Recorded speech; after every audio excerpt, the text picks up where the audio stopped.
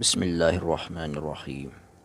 حضرت عمر بن العاص رضی اللہ تعالیٰ عنہ فرماتے ہیں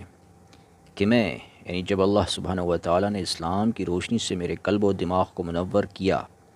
تو نبی کریم صلی اللہ علیہ وسلم کی خدمت اقدس میں حاضر ہوا اور عرض کیا، یا رسول اللہ صلی اللہ علیہ وسلم،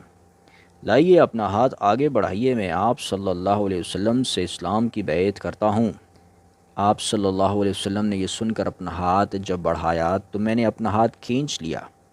تو آپ صلی اللہ علیہ وسلم نے حیرت سے فرمایا، عمرو یہ کیا؟ میں نے عرض کیا، یا رسول اللہ صلی اللہ علیہ وسلم، میں کچھ شرط لگانی چاہتا ہوں۔ آپ صلی اللہ علیہ وسلم نے فرمایا، کیا شرط ہے؟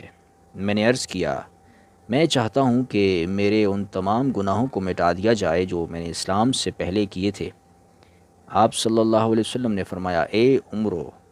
کیا تم نہیں جانتے کہ اسلام ان تمام گناہوں کو مٹا دیتا ہے جو قبول اسلام سے پہلے کیے گئے ہوں؟ ہجرت ان تمام گناہوں کو دور کر دیتی ہے جو اس ہجرت سے پہلے کیے گئے ہوں، اور حج ان تمام گناہوں کو مٹا دیتا ہے جو اس حج سے پہلے کیے گئے ہوں۔ تشریح: ایک شخص اگر اپنی زندگی کا ایک اچھا خاصا حصہ کفر و شرک میں گزار کر بعد میں اسلام کی دولت سے بہرور ہوتا ہے تو کیا اس کے زمانے اسلام سے پہل کے اعمال پر مواخذہ ہوگا؟ یعنی کفر و شرک اور گناہ و معصیت جو اس سے پہلے صادر ہوتے رہے ہیں ان پر عذاب ہوگا یا نہیں؟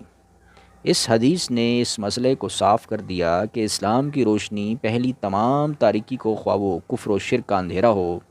یا گناہ و معصیت کی ظلمت، آن واحد میں ختم کر دیتی ہے، اور صرف ایک کلمہ کی بدولت جو خلوص دل سے نکلا ہو، انسان کا قلب و دماغ بالکل مجلہ ہو جاتا ہے۔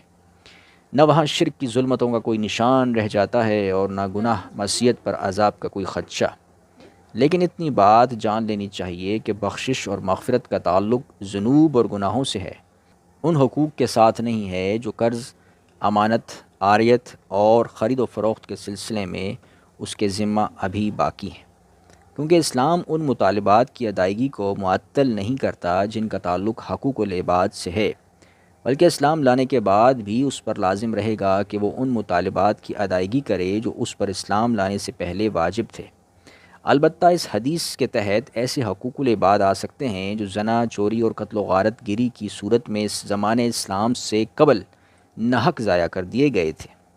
اسلام کے بعد ان پر کوئی مواخذہ نہیں ہوگا۔ اسلام کی دولت سے مستفیض ہونے کے بعد بھی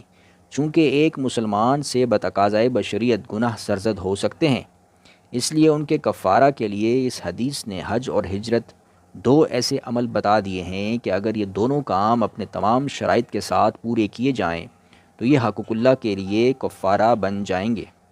بلکہ حج کے بارے میں تو یہاں تک کہا جاتا ہے کہ اللہ سبحانہ و تعالیٰ کے فضل و کرم سے یہ حقوق العباد کے لیے بھی کفارہ بن جاتا ہے، اور اللہ سبحانہ و تعالیٰ اس بات پر بھی قادر ہے کہ اپنے خزانہ قدرت سے صاحب حقوق کو اس کے حقوق دے کر اس بندے کو ان حقوق سے دستبرداری دلا دے اور اسے معاف فرما دے۔ سبحان اللہ و بحمدہ، سبحان اللہ العظیم۔